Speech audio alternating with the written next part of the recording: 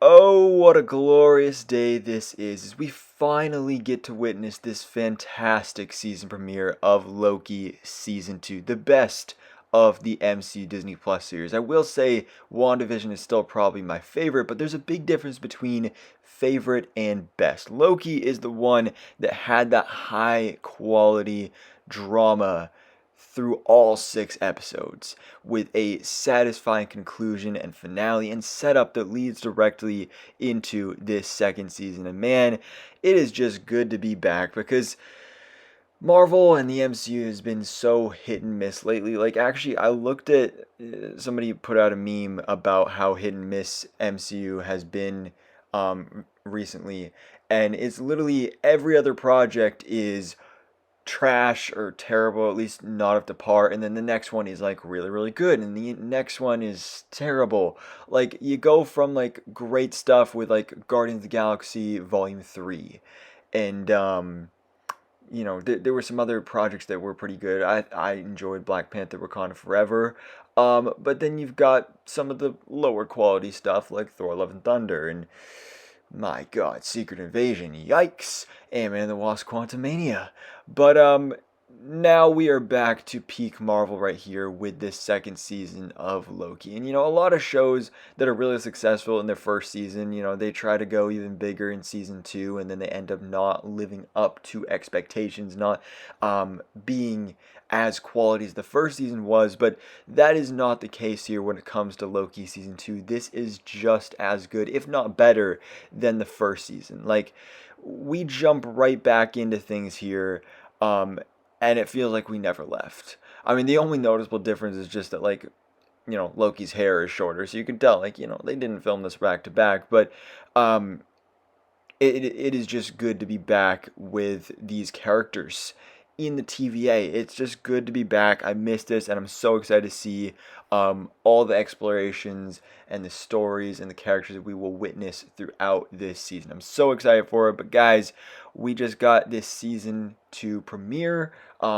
This first episode with a 9 o'clock p.m. Eastern Standard Time drop time, which is one of the things I'm most excited about with this. No more 3 a.m. waking up for me watching these new episodes, because man, that's just, I hated that. Plus, especially I'm in college now, so that would be even worse. Like, my sleep schedule is already terrible, but now we actually get these episodes at a reasonable time. So I am loving that, and it was great. I actually got to, sit down and have a nice little, event out of it. When I had to wake up at 3 a.m., it's like I'm not eating anything, but 9 o'clock p.m., I can sit down, have my popcorn, like, make a thing out of it. It's just much more enjoyable. And I'm also not half awake. So it's way easier to like actually analyze and like break down what's going on here. But of course, spoiler warning, if you haven't seen the episode yet, go check it out on Disney Plus. Make sure you stay through the credits. There is a post-credit scene. So check that out. But let's talk about Loki Season 2, Episode 1. Because, again, we jump right back into this quality. The first season ended off on a cliffhanger where Loki, after, he who remains has been murdered by Sylvie, Loki, played by Tom Hiddleston, is thrusted back in the TVA, but Mobius, B-15, they have no idea who he is, and there's now this big statue of at least one of the Kang, He Who Remains variants. And when season 1 came to an end and we first had that cliffhanger, we thought that Loki was now in a new timeline, a new universe, a new multiverse maybe. But as we find out here in this premiere, that's not the case. He is instead in the past. And clearly very, very far in the past, because it is to the point where not only does nobody know who Loki is, not even just this version of Loki, but nobody even knows any of the other variants of Loki, which we know they've been hunting plenty of Loki variants for a long, long time. But also, the fact that that Kang statue is out there means that this is back, all the way back in the time when He Who Remains was the public ruler of the TVA. Of course, since then, he's wiped everybody's memories. Everything has become hush hush, and like nobody knows about him. But that's one of the things with this episode. Obviously, season 1, Mobius and B-15, they all went through these discoveries that, the timekeepers, all that was all lies. Well, now everybody is finding out about this here. Loki is, of course, bringing everybody this news. Mobius and B15 are bringing it to like the council of the TVA that we've got going on here. So that was pretty cool.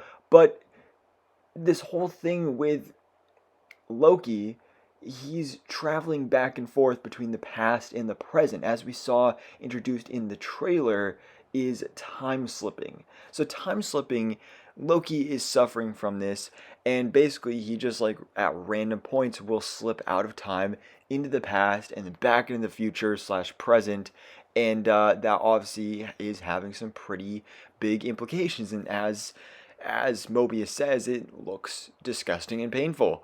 So in this episode, we get introduced to Ouroboros, aka Obi for short, played by Ke Huy Quan, and this is honestly one of the characters I'm most excited for in the season, because I mean, obviously, I love the characters from the first season. I love Loki, I love Mobius, I love Miss Minutes. But I'm most excited for Obi because Ke Huy Quan, just his energy is just so fun and just so heartwarming. Just the actor, like as a human being, Ke Huy Quan is such an awesome guy. I was so happy to see him make his comeback in Everything Everywhere All at Once. Great movie, great performance in that film. He was totally deserving of that Oscar win. And so to see him in action here again, very different from his role in Everything Everywhere All at Once.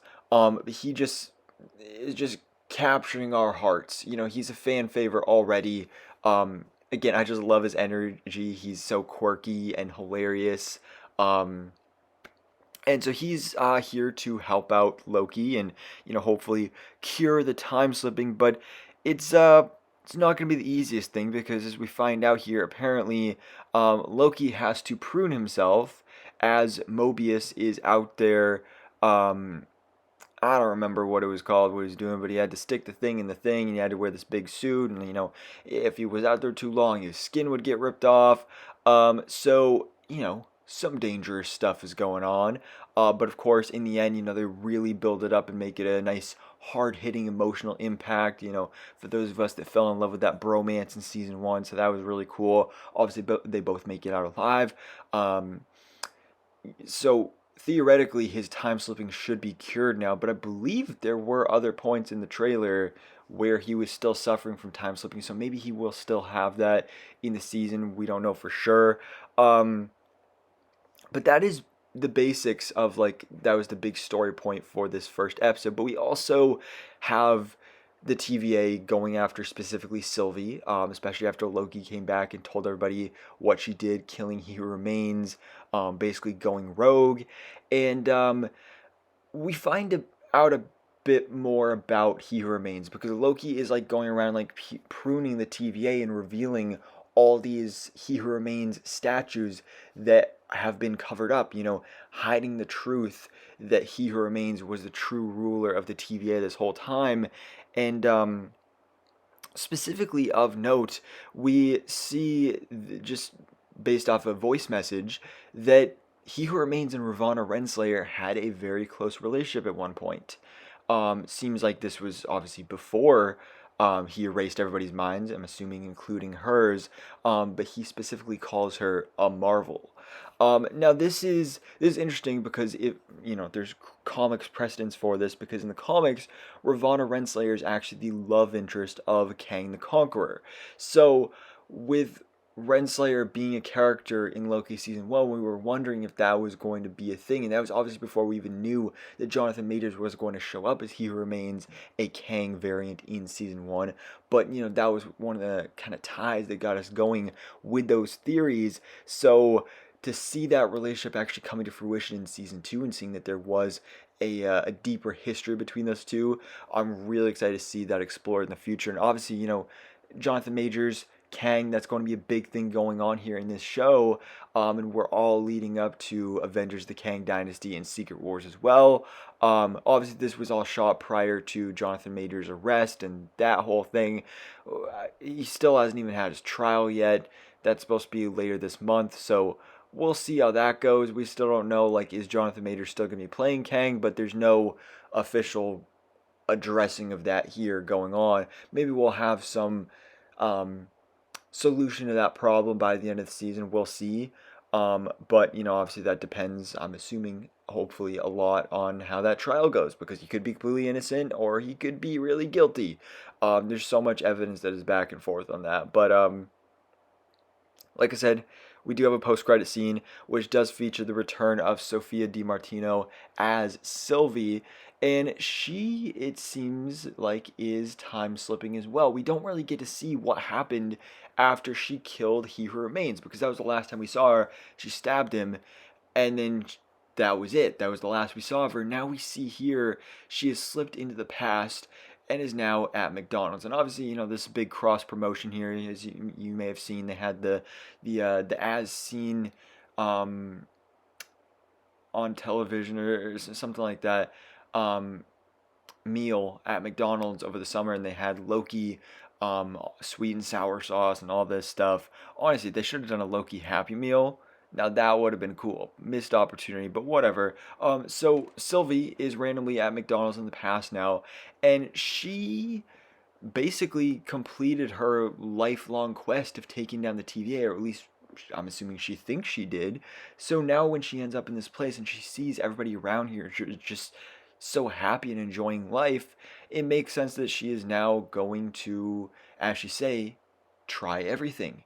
She's now going to work at McDonald's, which may seem kind of random and weird, but I mean, it makes sense. Again, she's looking for that glorious purpose. And, we've seen in the trailer she is going to end up becoming a McDonald's employee.